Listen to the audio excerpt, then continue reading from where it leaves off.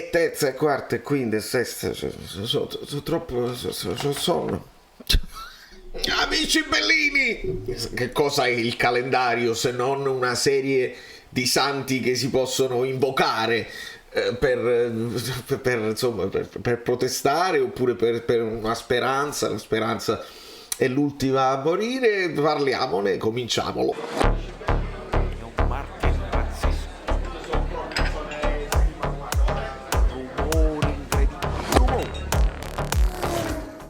Allora, voi vedete, a parte che io questi occhi gonfi e neri ce li ho sempre, però la levataccia è stata importante, quindi mi lasciate prima un like, adesso.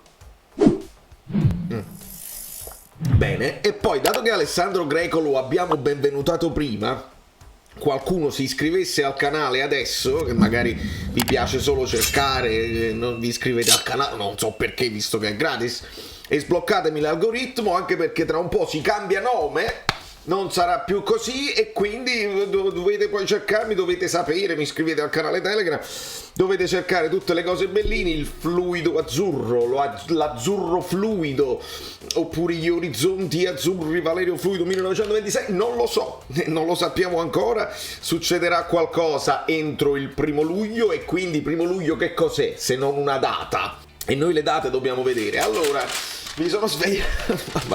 fammi spostare un attimo con un ambrabam tattico da quest'altra parte, così magari qua ci mettiamo delle grafiche, delle cose arrubate, come dice De Luca, direttamente dall'Instagram del Napoli, thanks to Sasa Pengue, che mi dà una mano sempre sul pezzo, e un ringraziamento spettacolare con i fuochi d'artificio va ai miei abbonati bellini che stavano là perché io cercavo, seguivo, eccetera eccetera. Dall'estero è più complicato, e mi aiutavano e mi mandavano tutte le giornate, eccetera eccetera. Grazie anche a Virgilio, che mi fa proprio un supporto reale e tangibile su PayPal. Si comincia con Verona-Napoli, e quindi non c'è male.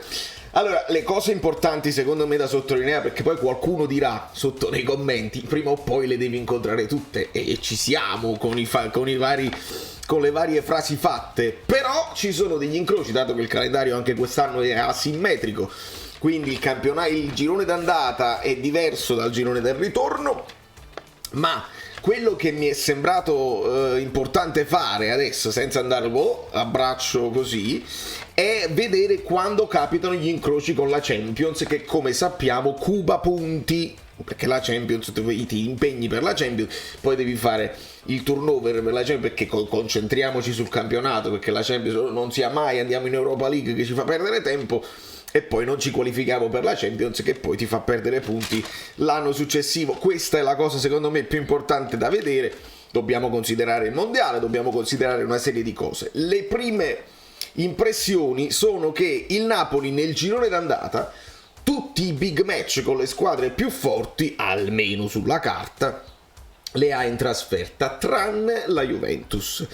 Ovviamente l'opposto succede nel ritorno, e dobbiamo pensare a questa cosa qui. Il fattore San Paolo, il fattore Maradona, l'anno scorso ha funzionato al contrario, quindi uno potrebbe dire meglio incontrare le prime trasferte, perché per me è vero, le dobbiamo incontrare tutte, è vero, i punti alla fine sono i punti, però l'inizio buono, un inizio sprint, abbiamo visto quanto ci è stato utile l'anno scorso e come sarà utile, perché rispetto a tutte le altre squadre noi abbiamo la piazza un po' scontenta, un po' spaccata, non sappiamo gli abbonamenti, non mi aspetto grandi numeri di abbonamenti, a meno di colpi clamorosi di mercato che non ci aspettiamo. Di conseguenza, per avere l'apporto del pubblico, il Napoli deve cominciare bene. Se comincia bene, ci sono degli scontri che poi ti vedono in alta classifica, allora magari il pubblico si farà sentire e parteciperà, perché oramai è così. Quindi, non potendo sperare in un entusiasmo dato dai colpi di mercato o dai giocatori così, un inizio ottimo di vittorie potrebbe essere importante. Voi lo state vedendo nel frattempo il calendario, ma non vi fate distrarre, perché quest'anno nella Serie A c'è il pallone più rotondo del mondo, il pallone più rotondo mai visto, il pallone Puma. E era sfizioso anche vedere la presentazione di questo pallone, insomma, ci sta Giroud,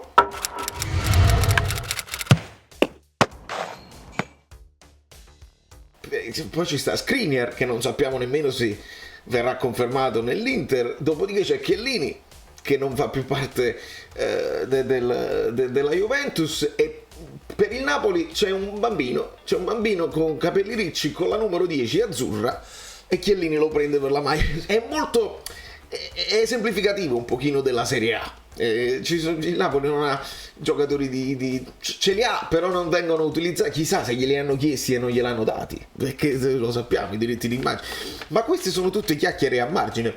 Quindi l'inizio con il Verona, ovviamente non facile per l'ambiente che andiamo a trovare in trasferta.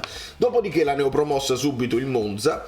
Andiamo poi a Firenze, attenzione, poi Napoli-Lecce. Queste sono le prime 4. Dopodiché si comincia a fare dei ragionamenti con la Champions in mezzo, perché abbiamo Lazio-Napoli, Champions, Napoli-Spezia, Champions, e Milan-Napoli. Attenzione, si cubano punti. Dopodiché, visto che la Champions è tutta consolidata, perché la Champions l'abbiamo 6-7 settembre, 13-14 settembre, 4-5 ottobre, 11-12 ottobre, 25-26 ottobre e novembre 1 e 2, abbiamo Napoli-Torino Champions, Cremonese-Napoli Champions e Napoli-Bologna Champions, quindi in mezzo così. Quindi in queste 3 partite, Torino, Champions, Cremonese, Champions e Bologna, uno può pensare, magari se devo fare una cosa, ma mi faccio la Champions, perché queste squadre, se non lo fai qua il turno, quando lo fai? Ecco, sperando di non avere infortuni. Dopodiché, ancora l'ultimo eventuale Champions League, eventuale così, Roma-Napoli, Champions, Napoli-Sassuolo, Champions e Atalanta-Napoli. Queste sono tostissime, attenzione. Dopodiché ci sarà Napoli-Empoli, Napoli-Udinese, quindi la doppia in casa in questo caso, e poi partono per il mondiale quelli che devono partire. Si stava ragionando su chi sarà al mondiale, e ovviamente K2 non sappiamo chissà quanto continuerà. Possiamo immaginare Zielinski, ma io so che i polacchi non hanno grandi speranze di andare avanti nel mondiale. Non sappiamo se ci riguarda. Insomma, se mi dimentico qualcuno dei nostri che va al mondiale, Oliveira probabilmente, fatemelo sapere nei commenti. E poi al ritorno dai mondiali ci sarà subito Inter-Napoli, Sampdoria-Napoli, quindi doppia trasferta, Napoli-Juve e Salernitana-Napoli per chiudere il girone d'andata. Il girone di ritorno, dopodiché, ragazzi, è tutta un'altra storia, perché si comincia con Napoli-Roma. Poi c'è Spezia-Napoli, che sembra la partita facile, ma noi lo sappiamo che con le piccole abbiamo a volte delle difficoltà. Napoli-Cremonese, Sassuolo-Napoli-Empoli-Napoli, quindi la doppia trasferta, dopodiché una doppia in casa con Lazio e Atalanta, Torino-Napoli, Napoli-Milan, Lecce-Napoli, Napoli-Verona, ci dovevano spiegare Napoli-Verona, Juventus-Napoli, Napoli-Salernitana, Udinese-Napoli, Napoli-Fiorentina. Questo mi sembra, il ritorno mi sembra abbastanza equilibrato tra big e piccole, insomma c'è una buona alternanza, tranne Lazio e Atalanta consecutive. Atalanta sarà la variabile impazzita, perché non è considerata tra le 7 che sono in Europa, ma sappiamo che potrebbe comunque essere competitiva. Poi siamo arrivati a Udinese-Napoli, Napoli-Fiorentina, poi c'è Monza-Napoli, Napoli-Inter alla 36esima, quindi nel finalissimo, Bologna-Napoli e Napoli-Sampdoria, quindi le ultime 2 partite tra virgolette abbordabili, però ovviamente noi sappiamo che i pericoli, il periglio è dietro l'angolo. Come vi sembra questo calendario? Perché insomma abbiamo visto gli incroci con la Champions dove ci capitano: Lazio, Spezia e Milan, tosta la prima partita di Champions, la seconda così e così, e poi la terza bisogna vederla. Queste sono le, perché poi ci sono 1 e 2 in realtà, quindi prima e seconda in mezzo con la Lazio e il Milan, non facile, seconda e terza fattibile, e terza e quarta e quinta e sesta sono troppo sonno. Insomma, ragazzi, io ieri c'era poco da dire, perché non è che potevo fare un altro video per spiegarvi che Dybala non fa parte dei progetti di De Laurentiis. Certamente non mi metto a parlare delle parole di Higuain, perché c'è poco da dire. Oggi è capace che notizie di mercato non ne escono, perché c'è da parlare di questa cosa qua, però dei calendari, perché ha più senso. Però per sfizio io mi faccio un giro sulle news per vedere mercato Napoli, anche Dem vicino all'addio, e si sta dicendo questo e il contrario di questo, perché invece la gente dice Dem vuole rimanere, e quindi si continua a parlare del fatto del Valencia, dell'Eintracht Francoforte, il campionato del Napoli, poi ovviamente il Toronto con Insigne, che tra poco Insigne comincia, il Toronto che praticamente ultimi 15 punti in 15 partite, il Toronto, tutto da vedere, e vedi poi si parla solamente di calendario, eccetera eccetera, quando trattammo di Bigon, quando ero al Napoli trattammo di Bala. Vabbè, non ci interessa. Ragazzi, fatemi sapere cosa ne pensate. Sono giornate tostissime, come vedete nella diapositiva. C'ho tantissimo da fare, ma voi siete carini, siete fedeli, mi state dietro, mi state vicino, siamo sempre, guardiamoci sempre nell'anima.